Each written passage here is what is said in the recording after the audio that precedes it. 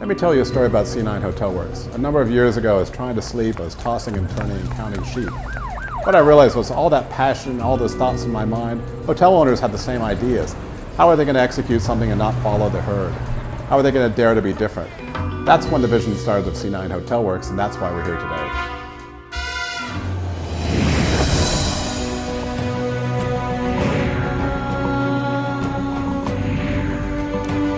From tropical islands to dense urban spaces.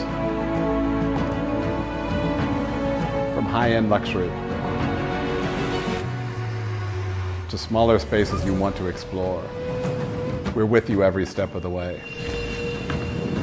Taste making, change making, dare to be different. Lead, don't follow. Be the black sheep. That's it, that's a wrap. But I know where I'm going.